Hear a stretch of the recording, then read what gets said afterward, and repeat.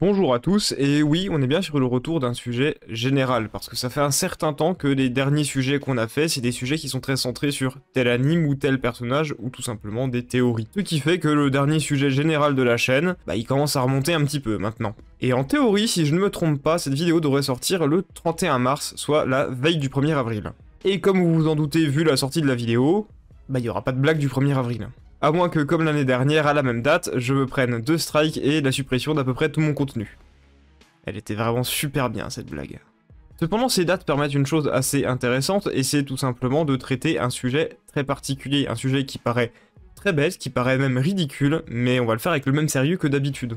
On va parler des personnages comiques dans les mangas et les animes. Vous voyez très bien de quel archétype je veux parler, vous savez très bien de quel type de personnage je vais parler. Qu'est-ce qu'il y a de plus facile que de construire un groupe classique de shonen? Vous voulez qu'on fasse un essai ensemble? On y va. On va faire un shonen bien classique. Vous avez besoin d'un protagoniste, niais, un peu idiot, mais fondamentalement bon.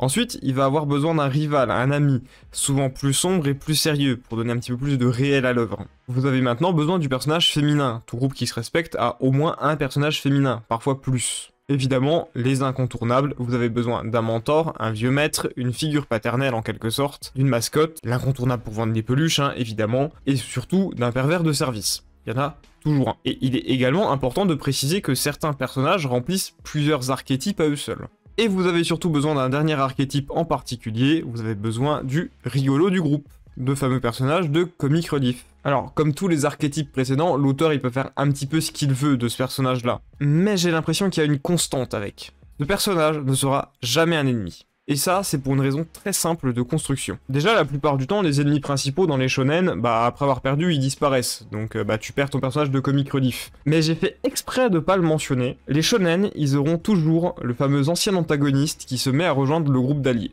Et ce personnage, quoi qu'il arrive, il est toujours un petit peu fort et sombre, donc il peut pas être comique. Ce qui veut dire que, évidemment, comme cette place, elle est déjà prise, elle peut pas être prise par le personnage comique. Donc lui, il faut qu'il soit dans le groupe du héros dès le début. Ou en tout cas, il faut qu'il vienne très vite dans l'histoire. Mais c'est pas le seul détail qui me semble important dans la création du personnage comique. Pour moi, le truc important, et je l'ai remarqué récemment, vous ne verrez jamais, ou en tout cas presque jamais, le personnage comique mourir. Là, vous êtes en train d'y réfléchir, et vous vous dites, c'est vrai, il y en a pas des masses. Et ça arrive jamais. J'ai fait une petite liste, elle est pas exhaustive du tout, mais les premiers exemples qui me venaient en tête, et tous ces personnages, ils ont survécu. Leolio dans Hunter x Hunter, il est en vie. Bon Clay et Baggy dans One Piece, ils sont en vie. Lee dans Naruto, il est en vie. Ikaku dans Bleach, il est en vie. Todo dans Jujutsu Kaisen est en vie. Ichiya dans Fairy Tail aussi. Et Armstrong dans FMA, il va très bien. On pourrait encore continuer, mais je pense que vous avez compris l'idée. Donc il faut se dire un truc très simple. Ces personnages-là, il y a une règle basique. Ils ne meurent pas. On va un petit peu s'attarder à la raison derrière ça, mais on va déjà faire un rappel très simple. Lors d'une interview, on avait demandé à Ishiro Oda, l'auteur de One Piece, qui était son personnage préféré. Sa réponse, elle était très simple. Le personnage préféré de son propre manga, c'est Baggy. Le personnage blague, comic relief, par excellence. Est-ce que c'est ça la raison? Les auteurs aiment peut-être juste avoir un personnage comique parce qu'ils aiment ça, et je pense que c'est le cas, mais je pense surtout que c'est qu'une partie de la réponse. Bien sûr, ils adorent ces personnages, mais il y a plus que ça encore. Vous allez peut-être avoir du mal à me croire, mais les personnages comiques, ils ont une grande importance pour le fonctionnement du récit. Ils sont vraiment utiles à ce dernier. Personne ne le remarque, mais des personnages comiques, en général, dans leur propre œuvre, ils sont très importants. Ils ont toujours une grosse importance dans le récit, ils ont un gros focus dessus. Et ils sont même un peu représentatifs du niveau d'imagination de l'auteur, ils permettent de montrer de quoi il est capable. Et vous allez peut-être penser que j'exagère, mais même pour moi, parfois, je me sers des personnages comiques comme indicateurs pour la qualité d'une œuvre. Plus le personnage comique est bon, plus je vais apprécier l'œuvre. Lorsque j'étais encore au lycée, en spécialisation de cinéma, les professeurs nous avaient donné une consigne très simple lors de notre premier court-métrage. Faites une tragédie. La comédie est bien plus dure à écrire. Et ils avaient raison. Les leviers pour rendre une personne triste, c'est souvent les mêmes. Parler d'expériences difficiles, de deuil, de malfaits aux animaux, et vous ferez mouche à chaque fois. C'est garanti. Mais l'humour, on y a tous un rapport très différent. C'est très dur de faire rire quelqu'un aux éclats. Et encore plus de le faire d'une manière subtile et fluide. Admettons, caca. Vous voyez là, le zoom, mon air très sérieux qui tranche avec le mot que je viens d'utiliser. Peut-être que certains ont souri, peut-être que d'autres ont ri, il y en a même qui ont juste soufflé du nez ou pouffé de rire. Et je pense aussi qu'il y en a une bonne partie qui s'est juste dit « Ok ». Imaginez la difficulté et le niveau d'écriture que ça demande à un créateur de faire un personnage comme ça. Un personnage qui, à un moment ou à un autre, arrivera à faire rire tout le monde. Il faut réussir à faire en sorte que ce personnage fasse mouche.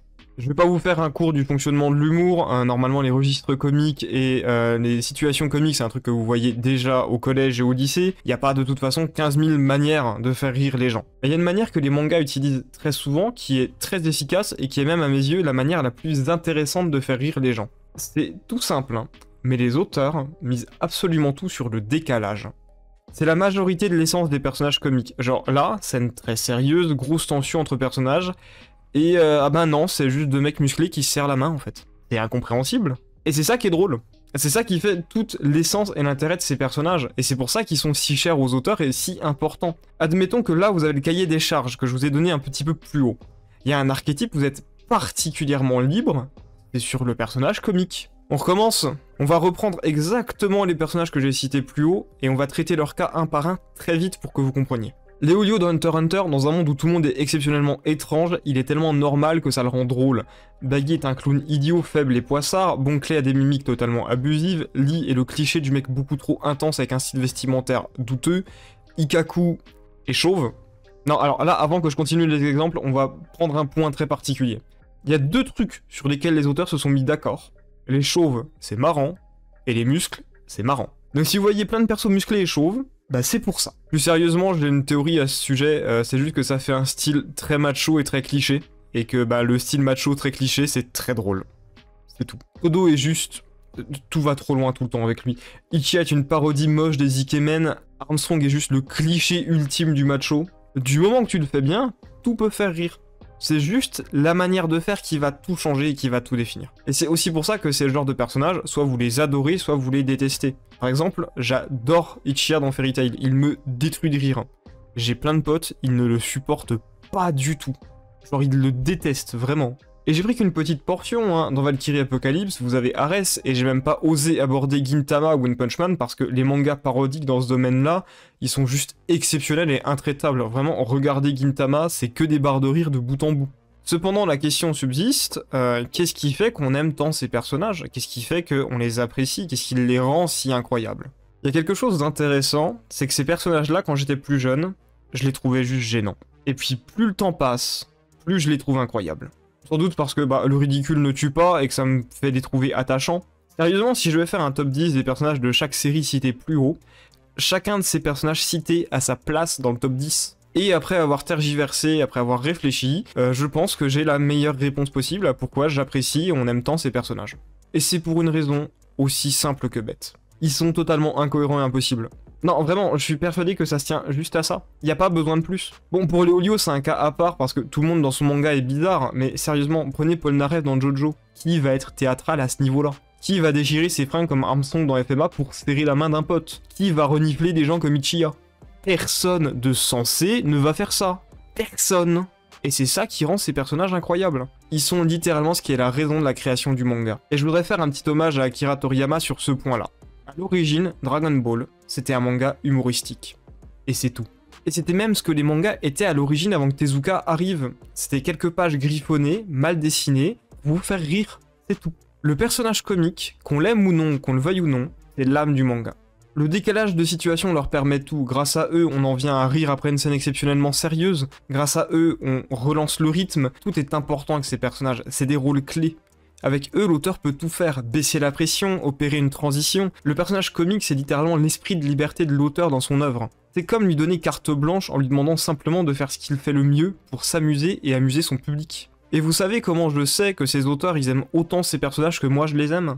Parce que s'ils les aimaient pas, ils les rendraient jamais aussi importants dans le récit. Mashima, par exemple, il a fait apparaître Ichiya dans Eden Zero. Akutami, il s'amuse à faire les mises en scène les plus abusives possibles et les plus bêtes possibles pour Todo. Kubo a littéralement filé le Bankai à Ikkaku. Lee a eu des heures de gloire et a été un personnage magnifiquement bien développé au début de Naruto. Les auteurs, ils adorent ces personnages, et sincèrement, car ça n'arrive jamais, je vais vous demander un dernier effort avant la fin de cette vidéo. On n'a jamais vu ce genre de personnage mourir.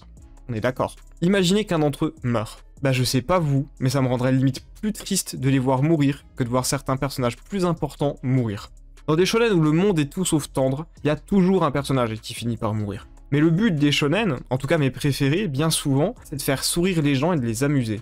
Vous trouveriez pas ça dommage de faire mourir ces personnages-là? Il y a un auteur qui l'a fait récemment, et je vais pas vous citer le manga pour éviter le spoil. Mais sachez que la mort de ce personnage, elle m'a plus touché que celle de personnages plus importants de la même œuvre. Continuez à rire et à sourire, parce que les auteurs, ils ont créé leurs œuvres et leurs personnages pour ce but précis. C'était Béléus, et je vous dis salut à tous.